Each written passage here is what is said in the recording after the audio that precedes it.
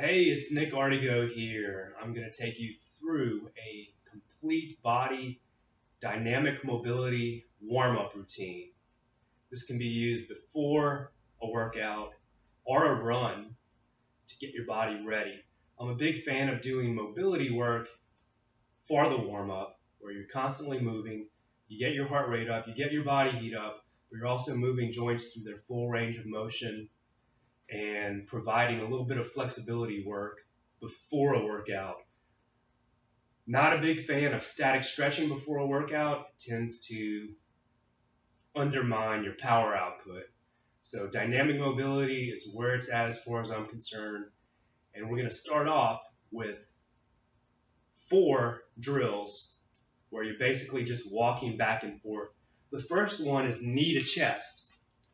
You basically walk and you take one knee, the opposite hand, and pull that knee up. Boom. Here. So the reason I like to use the opposite hand is because it replicates natural movement pattern. It gets me extending one hip and extending the opposite shoulder. It gets me flexing one shoulder and flexing the opposite hip, just like you do when you're walking or running. So you can do a certain count here, like 20, 10, 20 each side, or you can just go for a certain distance. This one is really good if you're actually going for a walk or a run. You can just work it into your bipedal locomotion. So knee to chest. Next one is heel to butt. Here, you want to be sure you can grab your ankle, pull this knee back. When you pull that knee back, you activate the glute. Boom. Boom. That's a key part of it. Stretching the quad, activating the glute. Knee back, knee back. Same as the previous drill. 10 each side, 20 each side, or just a certain distance. The next one is the heel crossover. So you want to be sure here that you're bringing the knee up and rotating the hip to get the foot to the hand. I don't want to be bending my spine to reach down to my foot. This is not what it's supposed to look like. It's supposed to look like this. Torso stays upright, the hands just reach down, and the foot comes up to the hand. The hand doesn't go down to the foot. Same as the previous drill, 10 or 20 reps each side, or a certain distance. The next one is the gorilla walk. And on this one, I step forward, hinge at the hips, reach down and touch the ground. I may not be able to reach the ground if my hamstrings are really tight. In that case, you just reach and tap your shin. Hip hinge, not spine rounding. Same as the previous, 10 or 20 reps each side.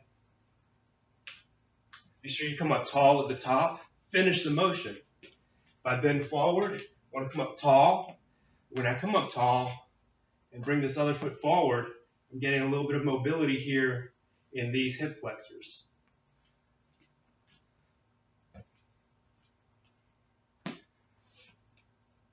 Those are the 4 traveling drills. Next couple are basically just finding a wall or a fence, something that you can hold one hand onto.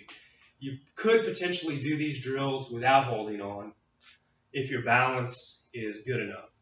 But I like to hold on because it lets me get a little bit more velocity and power into these range of motion dynamic mobility drills. So grab, fence, pole, wall with one hand. So if I'm holding it with my right hand, I'm going to swing my right leg. I like to do about 15 on each side. You can see that my opposite arm swings with it. And what I'm trying to do is swing the leg back as far as I can and forward as far as I can. What I want to try to do as well is not let my leg wag my torso. So I don't want to be doing this.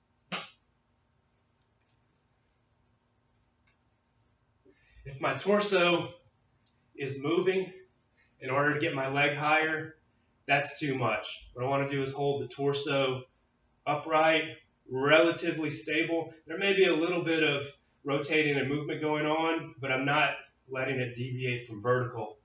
And it looks like this. And then the other side, left hand on the fence or wall or pole, left leg swings. And again, you can see if I overdo it, my torso starts swinging around. I don't want to do that. I want to keep the torso relatively upright and swing the leg. Next is the side leg swing. It's pretty much the same thing, except I'm going to be swinging my legs out to the side. So if my left foot's on the ground, my right hand goes on the wall, pole, or fence. And the key here is that I'm emphasizing the lateral swing. The stance leg, I'm firing up the glute. There is a little bit of a tilt in the pelvis when I do this. I'm trying to get that leg as far out as I can. I'm letting gravity take care of the medial swing. When my leg comes across the body, I'm not trying to kick it farther up here. Don't really have too much motion in the hip there. I'm just letting gravity and momentum take it that way. So it looks like this. And once again, 10 to 15 each side. I like 15. When the right foot is on the ground, I'm swinging my left leg, my left hand is on the stable object.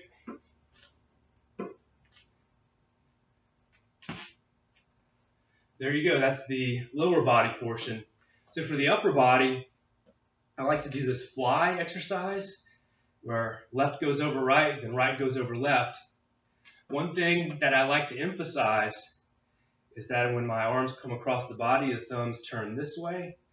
As I go out, I'm turning the thumbs back.